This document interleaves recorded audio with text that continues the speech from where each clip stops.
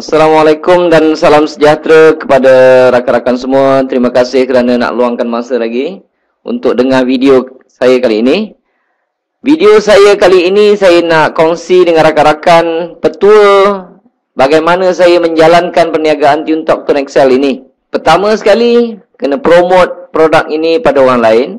Kita buatlah temu janji dan beri penerangan kepada prospek tersebut. Okey, kita pun pergi jumpa dia.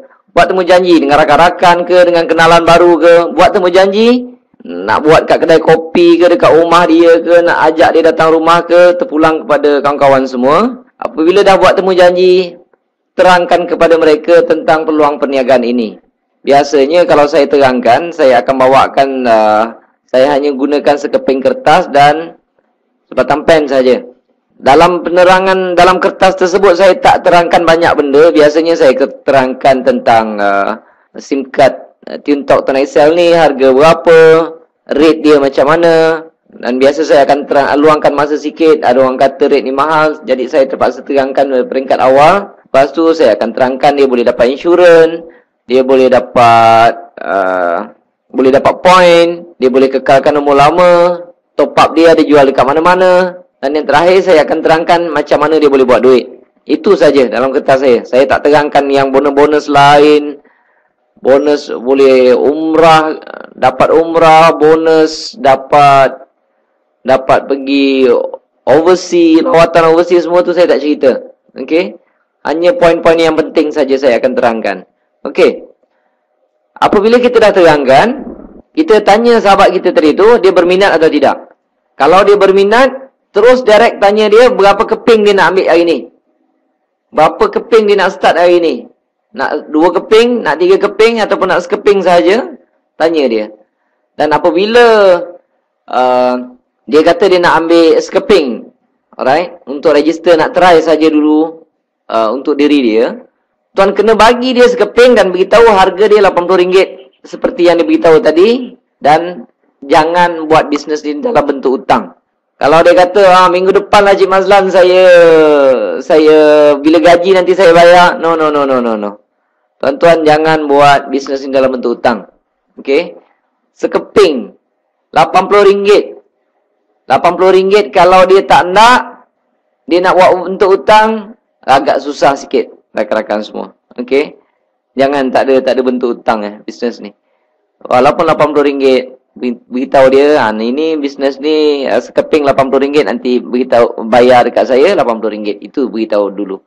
Apabila kita buat presentation, dia akan menghasilkan beberapa kemungkinan. Pertama, kawan tu nak join. Yang kedua, dia nak fikir dulu. Dia kata balik nanti saya akan fikirkan dulu. Yang ketiga pula, dia tak nak terus. Dia condemn terus. Okey, yang pertama ni nak buat macam mana? Kalau dia berminat, kita terus tanya dia nak join terus. Tanya dia berapa keping SIM card dia nak ambil. Okey. Yang ini bisnes tak ada hutang-hutang. Kalau dia nak sekeping, beritahu dia nanti tuan kena bayar saya RM80. Kalau dia nak ambil 2 keping, beritahu dia kejap lagi nanti tuan kena bagi saya RM160. Bisnes ni kita tak buat secara hutang. Okey. Tuan-tuan, bisnes RM80 kalau nak hutang letih jugalah. Okey. Apabila dia berminat, dia nak ambil 2 keping SIM card, contoh dia, satu untuk register dia. Tuan-tuan kena ajar dia macam mana nak register. Nak type AD, lepas tu nama, gunakan cara-cara SMS ni. Tapi, jangan tolong typekan SMS tersebut. Suruh dia ambil handphone dia, suruh dia type sendiri. Okay. Kita tolong terangkan macam mana nak type, kat mana nak hantar. Okay. Suruh mereka buat sendiri dengan handphone mereka, sehingga mereka rasa, senangnya buat bisnes ni. Suruh mereka SMS sendiri. Jangan kita tolong SMS kan. Kita hanya mengajar dia macam mana nak SMS dan hantar ke mana. Dan sebelum dia klik send tu, kita tengok dia, tolong dia cek 2 perkara. Satu, nombor SIM card. Yang kedua, nombor IDP. Nombor SIM card kalau tersalah, kita kena bayar RM80 dekat orang tu, dekat orang lain. Sebab terbunuh orang punya SIM card. Kalau tersalah IDP, bye-bye. Termasuk bawah orang lain. Jadi jaga dua ni. Okey. Bila dua ni confirm betul, Suruh dia send. Okey. Apabila dia send, okey, tunggu reply. Jangan terus, katalah dia pakai SIM card Celcom tadi tu. Handphone SIM card Celcom. Dia hantar mesej. Ada juga orang, lepas dia hantar mesej, pakai SIM card dia, dia keluarkan SIM card dia tu, dia patahkan SIM card tiuntok, dia masuk dalam handphone. Tuan-tuan, data entry center, dia akan reply ke mana SIM card yang mula-mula menghantar SMS tersebut. SIM card tiuntok kita tu belum boleh pakai lagi. Tiuntok sahabat kita tu belum boleh pakai lagi. Jadi jangan beritahu dia keluarkan SIM card tu, nanti masukkan SIM card tiuntok. Habis data entry center dia nak reply tu, dia nak hantar ke mana? Dia bukan tahu nombor lain. Itu yang ada, apa ni, hantar SMS dah dekat 5 jam tak dapat reply. Ya memanglah. Kamu keluarkan dia punya SIM card, orang nak reply ke mana? Kalau dia reply ke situ pun bukan boleh baca. Okay. Jangan keluarkan, tunggu reply dulu. Kalau dalam sejam tak dapat, boleh telefon terus data entry center. Kan ada nombor dia saya bagi dalam website tu. Jangan tunggu 5 jam. Sejam tak reply, telefon balik. Telefon dekat data entry center. Jadi tuan-tuan kena ingat nombor data entry center berapa. Okey. Jangan sampai tunggu 5 jam, 10 jam lepas tu hantar. Apa ni dah 10 jam? Kita orang buat penat-penat, data entry center buat penat-penat nak pastikan pendaftaran dalam tempoh sejam. Yang pergi keluarkan SIM card, siapa suruh? Orang reply memanglah kamu tak dapat. Okey. Jadi jaga benda tu. So, ajar kita punya prospek macam mana nak buat SMS. Suruh dia type sendiri. Okay. Tapi kalau dia kata dia tak pandai type, dia tak boleh buat, beritahu jangan buat bisnes ini. Kalau guna SMS, nak type hantar SMS pun tak reti, kita jangan paksa dia, jangan memberi beban pada dia. Dia nak buat sponsoring macam mana kemudian hari. Kalau dia tengok, saya tak pandai nak buat SMS, saya tak pandai nak type dekat handphone, beritahu dia, bisnes ini tidak sesuai untuk dia. Okey?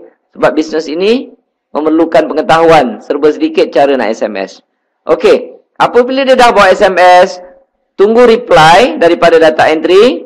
Okey. Apabila dah dapat reply, barulah keluarkan SIM card yang lama tu, masukkan SIM card tiuntok, buatkan satu SMS. Baru dia confirm sah sebagai downline kita yang aktif. Okey. Itu kena ajar sampai dia buat satu SMS. Dan selepas itu, dia dah tahu sampai dia kata, oh senang juga, bukannya susah nak buat bisnes ni kan. Okey. Apabila dia dah rasa okey, dah faham serba sedikit, suruh dia beli satu buku. Buku yang saya sediakan tu. Okey. Suruh dia beli buku tersebut. Harga dia, kalau kita jual direct, kita jual lah harga RM10. Buku panduan bisnes tiuntok Tone Excel ini. Tuan-tuan boleh dapatkan daripada HQ ataupun dapatkan daripada dalam website toneexcel.biz pun boleh dapat buku ni. Habis sahaja menerangkan, dia dah faham, dia dah buat satu SMS, bagi dia buku ni dan beritahu dia, suruh dia balik, startlah pergi sekolah. Pergi ini sekolah tiuntok Tone Excel kata. Nak belajar, nak sukses, pergi sekolah, baca buku apa yang ada dalam buku ni. Jangan suruh dia balik terus sponsor orang lain, jangan. Suruh dia baca buku ni. Macam kita juga tuan-tuan, ada anak kecil-kecil, apabila anak tu dah besar sikit, umur 6 tahun, 7 tahun, kenapa kita tak suruh dia kerja? Kan bagus kalau dia kerja awal, boleh bagi duit kat kita awal-awal. Tidak. Kita hantar mereka ke sekolah. Suruh dia belajar dulu supaya mereka boleh berdikari di masa akan datang. Ini kadang-kadang kita, balik ni awak try dah boleh sponsor orang lain dah. Sponsor. Pergi cari orang ni buat gini. Buat aja macam saya buat. Jangan tuan-tuan. Okey. Suruh dia balik pergi sekolah dulu. Sekolahnya dia boleh pergi dekat rumah. Duduk ambil buku ni baca. Ini adalah buku panduan untuk dia. Bila dia dah rasa bersedia, dia dah rasa boleh sponsor orang, dia dah ada sedikit sebanyak tentang maklumat Tone Excel, jadi kita bolehlah benarkan dia nak pergi sponsor orang lain. Maksudnya dia dah ada bekalan, ada sedikit ilmu. Kalau orang tanya yang susah-susah, dia bolehlah juga jawab serba sedikit. Okey. Kalau dia tak tahu apa, hanya tahu 5%, 10%, pergi dekat market, orang tanya atas, bawah, kiri, kanan, depan, belakang, dia tak dapat jawab, dia berhenti tuan-tuan. Tuan-tuan akan dapat satu downline yang tidak boleh berkembang dan membantu tuan-tuan untuk mengembangkan network mereka. Okey? Ingat, pasti belikan buku. Buku ini berfungsi menjadi buku panduan. Panduan ataupun sekolah kepada prospek kita ataupun downline kita yang kita perolehi tadi. Itu yang pertama. Yang kedua, possibility yang kedua, prospek yang kita terangkan tadi tu tak nak join, dia kata dia nak fikir dulu. Apa kita nak buat? Okeylah, saya nak fikir dulu lah, nanti saya ni dah macam-macam bisnes masuk. Okey. Dah penat dah tuan terangkan. Berbuih mulut-mulut ni, dah keluar buih kat mulut, nerangkan kat dia, dia tak nak masuk juga. Dia kata dia nak fikir dulu. Orang macam ni, tuan-tuan jangan paksa dia masuk. Okey? Jangan paksa dia masuk. Apa yang tuan-tuan perlu lakukan, bagi dia buku ini. Buku promosi ni bagikan dia, tapi dekat depan muka surat tu, kan ada ruangan untuk tuliskan nama. Ada ruangan untuk tuliskan nama, nombor handphone dan nombor IDP anda. Sekarang buku ini bertukar wajah. Dia berfungsi sebagai ejen pula. Apabila anda letakkan nama, nombor handphone, IDP dekat muka depan tu, jadi bagi kat dia buku ni, beritahu dia, pesan dekat dia, dalam seminggu lagi saya akan datang ambil lah buku ni. Okay. Beritahu dia, dalam seminggu kita akan datang pergi ambil buku ni daripada dia. Okey. Dan tentu dia akan cakap okey, tuan-tuan. Alright. Apabila dia bawa balik buku tersebut, ada dua kemungkinan. Kemungkinan pertama, dia campak aja dekat tepi almari ataupun tepi TV. Sebab dia dah buat keputusan, memang dia tak nak masuk. Okey, dia datang jumpa kita tadi pun pasal segan je. Pasal kawan, dia memang tak nak masuk, dia malas benda-benda ni. Dia campak kat tepi almari. Ataupun kemungkinan yang kedua, bila dia free, dia akan buka balik. Dia buka, dia baca, dia buka, dia baca, dia buka, dia baca, dia fikir, dia buka, dia baca, dia fikir. Okey. Kedua-dua possibility yang terjadi sebenarnya menguntungkan kita. Sebab buku ini, dia bukan jadi sebagai buku panduan. Seperti kes yang pertama tadi. Dia akan jadi sebagai ejen promosi buku ni. Menyambung perkataan kita, sedangkan kita dah balik rumah, dia menyambung perkataan kita, suara kita di dalam rumah kawan tu. Sebab apa, tuan-tuan? Dia tahu kita nak bagi dia seminggu. Sebab dia dah langsung tak berminat, dia letak kat tepi TV. Buku ni saya buat cantik lah sikit. Ada glossy, apa ni.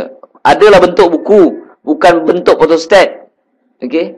Kalau bentuk photostat, ada kemungkinan orang buang. Sebab dia cantik sikit, saya rasa orang tak sampai hati nak buang. Tambahan pula, kita dah janji dengan dia, ataupun dia dah janji dengan kita yang kita nak ambil dalam masa seminggu. Dia akan letak tepi TV, tuan-tuan. Okey, tepi almari ke. Katalah dalam seminggu tu ada siapa-siapa yang datang, adik dia ke, sahabat dia ke, yang buka belik-belik buku ni, tiba-tiba hati dia terbuka. Hati dia yang tertutup, tiba-tiba ada seorang tu, dia baca-baca, bagus bisnes ni. Contoh je lah. Modal RM80, dia kata. Boleh dapat passive income. Dia nampak. Kawan kita tadi tu tak nampak. Dia pun kata, aku nak join lah benda ni, dia kata. Agak-agak apa jadi dengan kawan kita tadi tu? Mengelupur, tuan-tuan. Confirm lah. Kau jangan join dulu, tunggu aku join dulu. Kau buat cepat sikit lah. Kau dapatkan aku SIM card. Memang dia akan join. Automatic, tuan-tuan akan dapat dua network dalam rangkaian, tuan-tuan. Dengan tengok buku depan mata dia, kawan dia boleh terbuka hati nak join, yang kita pula dah berbuih-buih mulut menerangkan dekat dia, dia tak nak join, maka dia sedar betapa hati kau duknya dia tak nak join bisnes ni. Hati dia tak terbuka lagi lah, tuan-tuan. Okay? Mungkin cara penerangan kita tadi tu tak meyakinkan dia. Alright? Daripada segi positif, banyak mungkin kelemahan pada diri kita. Kita tak terangkan betul-betul pada dia. Jadi bila kawan dia tu nak join, pasti kawan kita tadi tu akan join dulu. Dia takkan nak lepaskan kawan tadi tu yang begitu mudah nak join bisnes ni. Takkan dia nak bagi kita. Tentu dia nak jadikan dia punya downline. Okay? Itu buku ni akan jadi sebagai ejen promosi. Dan kemungkinan seterusnya dia sendiri ada malam baca, apalah kawan aku ni cerita tadi, dia tak berapa nak faham. Okay? Sebab orang lalu lalang dalam kedai, dekat kedai masa siang tadi, dia tak ada masa. Sekarang dia buka.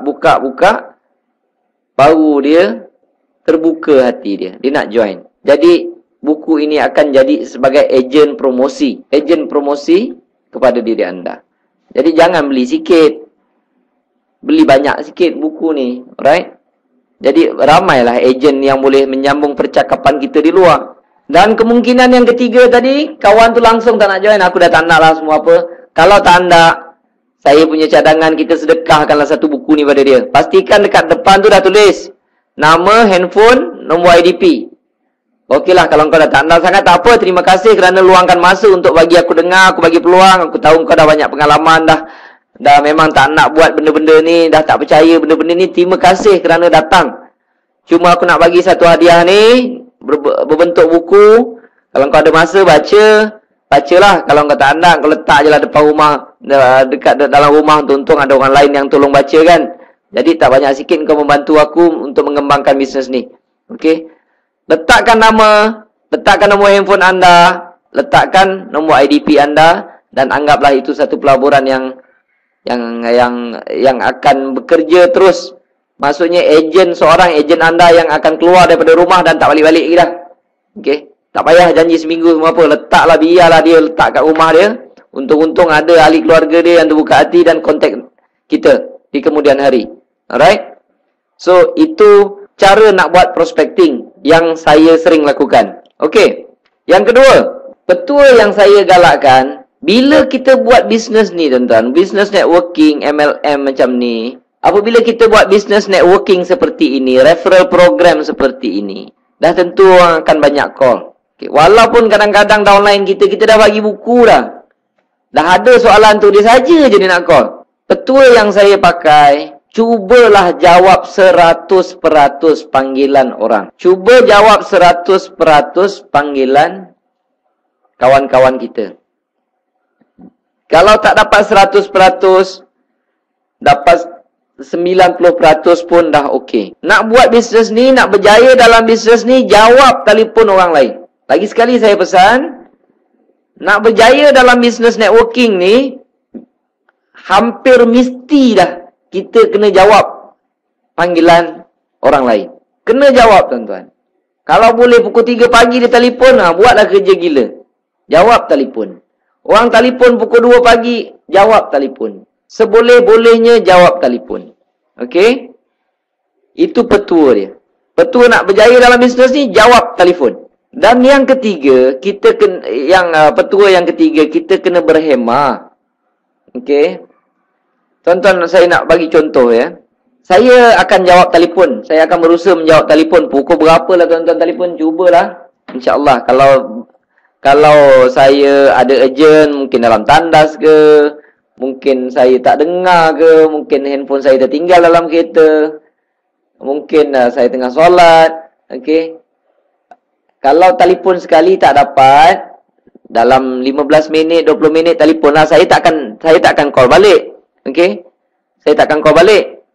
Saya nak rakan-rakan telefon balik tengok. Dalam 20 minit, telefon lagi sekali. Okey. Biasanya saya ada masalah apabila saya tak jawab telefon tu. Dan saya rasa saya jawab telefon ni memang 90% ke atas. Okey? Okey. Contoh ya, macam mana kita berhemah mengendalikan situasi. Contoh dia, ada seorang telefon. Assalamualaikum Cik Mazlan, saya nak tanya sikit. Macam mana nak cek baki? Contoh dia. Itu soalan senang. Saya tahu, tuan-tuan pun tahu. Tapi orang yang telefon tu, dia orang baru. Dia tak tahu. Janganlah marah dia. Aku dah bagi buku, baca lah. Dalam tu semua ada. Jangan tuan-tuan. Itu tak berhemah nama dia. Okey. Apabila dia kata, macam mana nak cek baki? Jawablah macam ni. Cek baki kalau tak salah saya, star 1.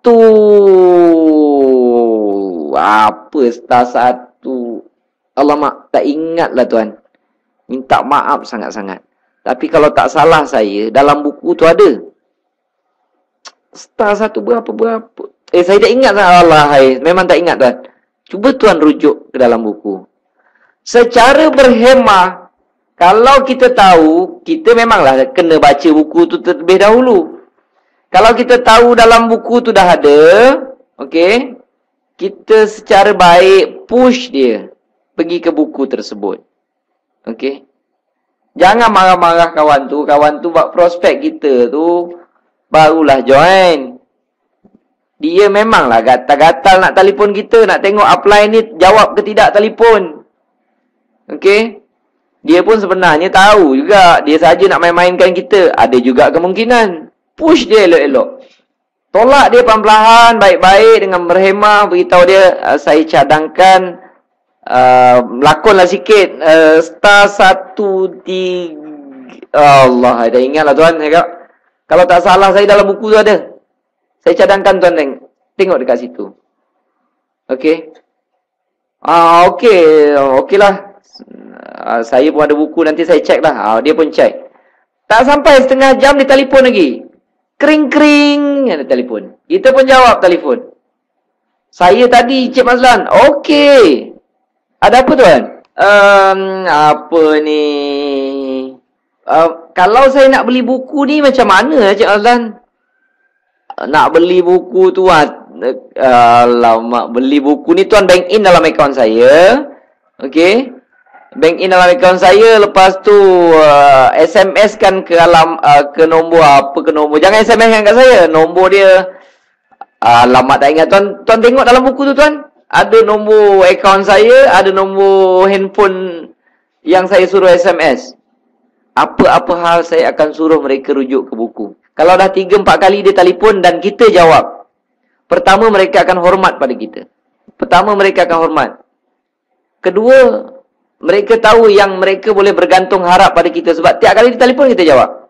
Kita akan bantu dia, kita akan bantu mereka pada perkara-perkara yang memang dah tak ada dalam buku ni. Dalam buku ni dah tak ada dah. Yang itu kita kena bantulah. Alright. Cik Mazlan, berapa nombor telefon HQ? Alamak, 0105,000 ke 500. Tak ingat lah tuan. Tuan ada buku tak? Kalau dia kata saya belum ada buku lagi, yang itu kita kena bantulah tuan-tuan. Dia kata dia belum ada buku lagi. Yang itu saya, kalau tak ada buku, rasanya saya ingat. Kalau tuan ada buku, rasanya saya tak ingat. Berlakon macam tu. Beritahu dia. Supaya mereka boleh bergantung harap pada kita. Okey. Apa-apa push pada buku, supaya buku itu boleh menjadi panduan. Dan dalam masa yang sama, buku boleh menjadi alat promosi. Dan tuan-tuan kena jawab telefon semaksima yang boleh. Akhir sekali, buatlah bisnes ini dengan penuh berhemah. Anak kita tak nak pergi sekolah, kita elok baik-baik, kita akan nasihat dia. Kalau tak nak juga kena rotan lah. Okay, suruh dia pergi sekolah. Okay, bukan kita tak tahu nak ajar. Dia pergi sekolah belajar 1+2+3. Mak bapak tak tahu ke? Jawapannya mak bapak tahu. Tapi kita masih suruh pergi ke sekolah sebab mereka mendapat pelajaran yang khusus. Mereka mendapat cara pembelajaran yang lebih tepat. Okey. Bukan kita tak reti ajar. Kita reti ajar. Tapi cara kita ngajar memang mungkin tak tepat. Dia salah sebut je. Kita dah menyinga dah. Rotan besar. Besar lengan. Kita nak rotan. Itu cara yang salah. Okey. Jadi suruh hantar pergi sekolah, mereka mendapat cara pembelajaran yang betul, dapat sumber yang betul. Okey. Saya harap dengan panduan ini boleh membantu serba sikit bagaimana anda ingin mengembangkan perniagaan anda di dalam TuneTalk Tuan Excel. Terima kasih banyak-banyak. Assalamualaikum.